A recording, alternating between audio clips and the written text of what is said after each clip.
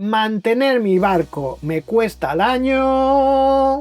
Pues ya está, tras mucho esfuerzo, búsquedas, dudas e impuestos, ya somos los flamantes propietarios de un barco nuevo. Bueno, tal vez sea nuevo o de segunda mano, o siendo sinceros, una reliquia un tanto hecha polvo de las que nos hemos enamorado por completo, entre otras cosas porque era lo que nos podíamos permitir. Pero da igual, la felicidad nos invade. Yo recuerdo el día que compré mi barco como uno de los más felices de mi vida. Bueno, espera, el más feliz fue el día de mi boda. Ah, no, quería decir cuando nacieron mis hijos. No, cuando conocí a mi mujer. Bueno, en el top 3 de los días más felices de mi vida está el del barco. Bien librado, bien librado. Es que si no digo lo de mi mujer... Bien librado.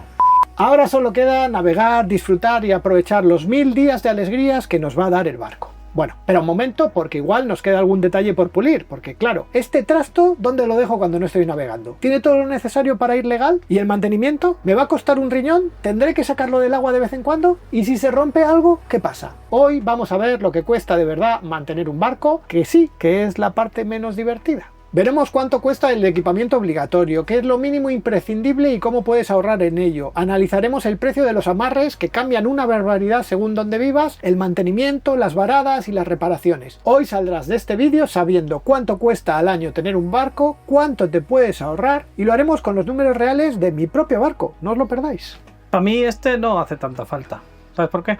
Porque también es gratis. Por los duendes. Ah, los duendes también. Es que los duendes lo hacen todo en tu barco, ¿eh? Madre mía, qué suerte.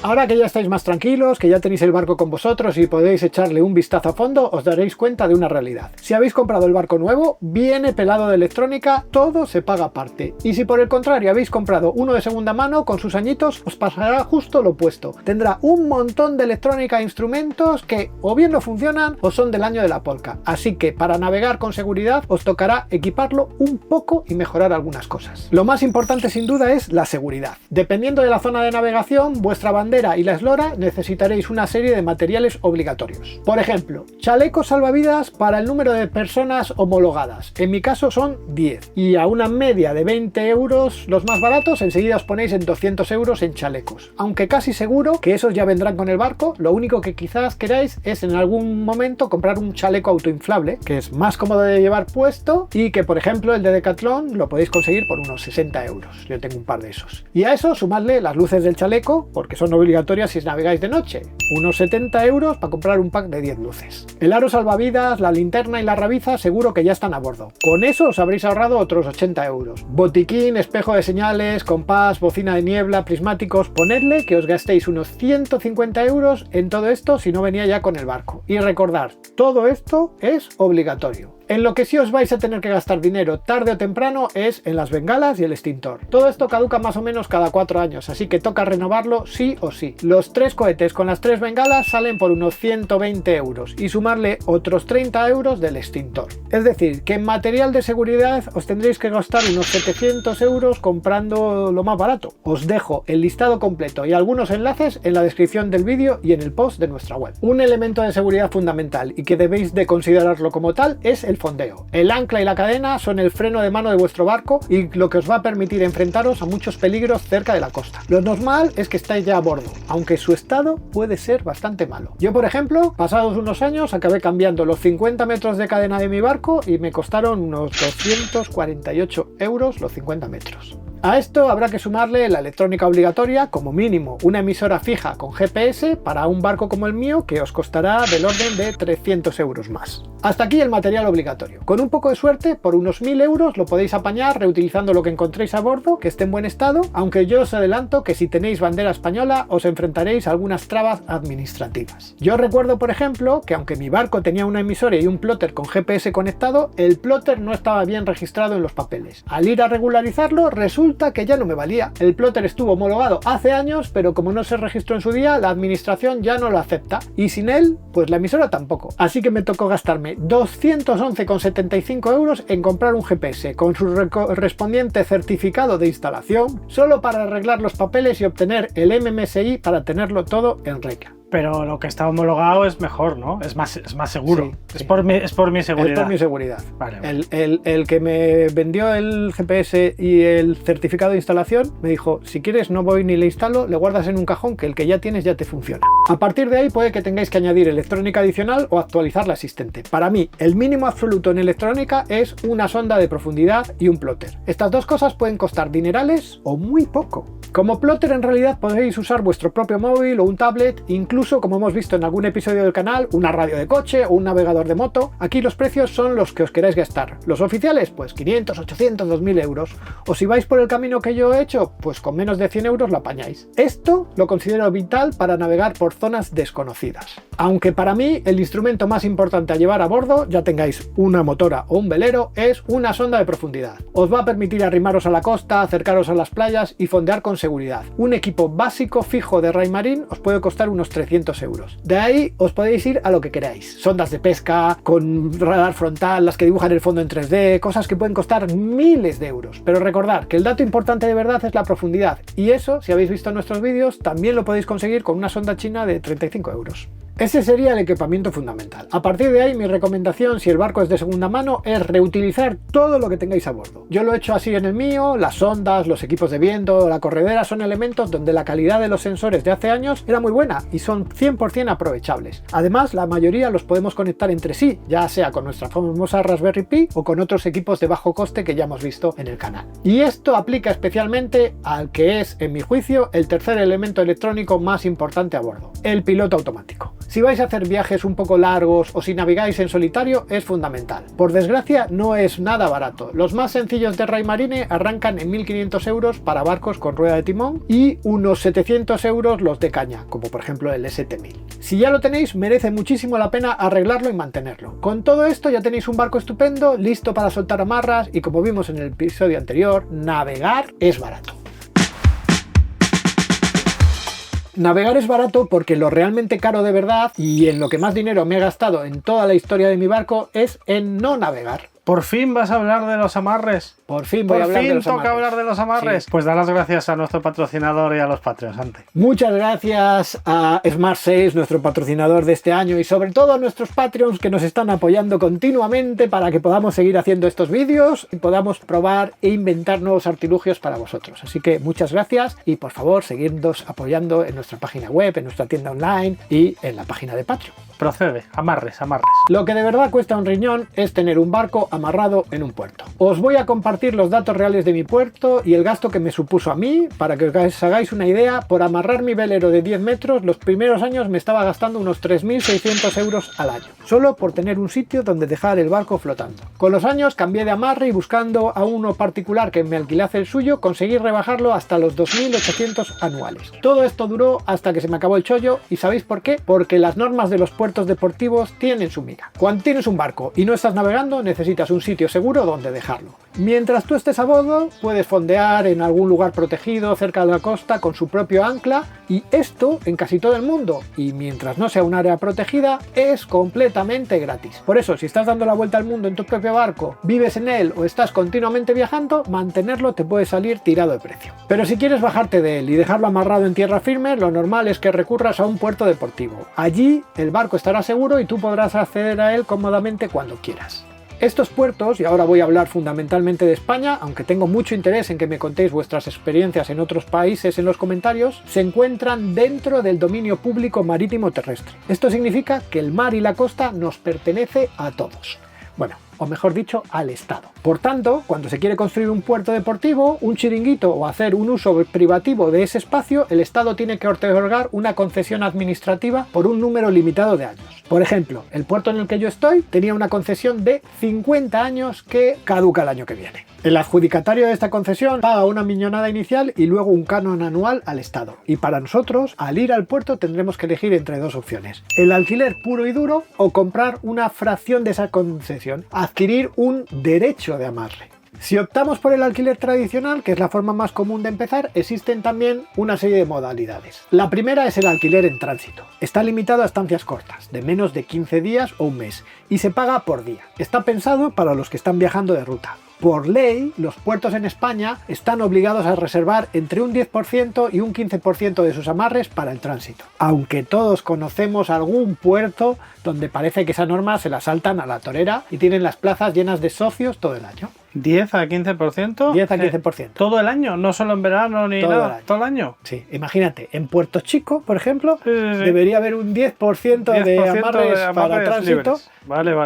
Como os imagináis, el tránsito es la modalidad más cara. En mi puerto, en temporada baja, un barco de 10 metros paga unos 15 euros más IVA al día. Y en temporada alta esto sube hasta unos 30 euros. Pero esto varía una barbaridad según la zona. En los lugares más exclusivos, como Ibiza o Puerto Banús, el precio se dispara en verano hasta los 250 o 500 euros por día. Pero es que en Baleares en general las tarifas están bastante disparatadas. En la península va por barrios. La zona norte del Mediterráneo ronda los 50 euros por noche. Por ejemplo, en el Port Olímpic de Barcelona sale a unos 49 euros la noche. Lo cual me parece hasta barato para ser Barcelona comparado con lo mío y con lo que cuestan los hoteles en Barcelona. Si bajamos hacia Valencia, la noche ronda los 30 euros y los precios caen en picado en la costa cantábrica y especialmente en la costa gallega, donde se pueden encontrar plazas por 15 euros la noche. A todo esto hay que sumarle el IVA y las tasas de agua y luz. Me acuerdo que en Formentera salía casi más barato comprar vino que usar el agua de la manguera del puerto, por lo que te cobraban por el litro, ¿eh? Muy correcto. Sí, sí. Me parece bien. Te daban un aparatito, un medidor así que tenías que poner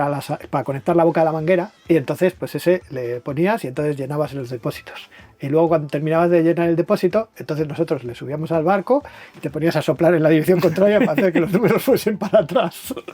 De hecho, España es de los países más caros de Europa en esto. Francia, Grecia y Croacia y los países del norte son considerablemente más baratos en los tránsitos diarios. Ahora bien, si queréis establecer vuestro puerto base, el tránsito no es una opción. Toca pasar a la segunda modalidad, el alquiler mensual con contrato anual. Este alquiler se puede pagar directamente a la empresa del puerto o a veces a un particular que subarriende su plaza. Aunque esto último cada vez lo prohíben más los estatutos de las marinas para obligarte a pasar por caja, como ocurrió por ejemplo en este puerto. ¿Y cuánto cuesta hoy un contrato anual para un barco de 10 metros en un puerto como el mío? Pues agarraros. La tarifa oficial es de 6.169 euros al año más IVA. Si firmáis el compromiso de un año entero, te lo rebajan a unos 4.600 euros más IVA, es decir, 385 euros al mes más impuestos. Esto va a ser de lejos el mayor coste que va a tener vuestro barco. Lo curioso es que a apenas 50 kilómetros de aquí, en el puerto de Laredo, que ha ganado muchísima popularidad, ese mismo barco paga 175 euros al mes bajo contrato anual. Así que mirad la diferencia en tan solo 50 kilómetros. Si recorremos el mapa de España en contratos anuales, el reparto es muy claro. Baleares y la Costa del Sol se mueven en cifras disparatadas entre los 600 y 1.200 euros al mes. Eso si encuentras una plaza anual, porque a ellos les interesa más echarte en verano para hacer caja con el tránsito. En el Mediterráneo peninsular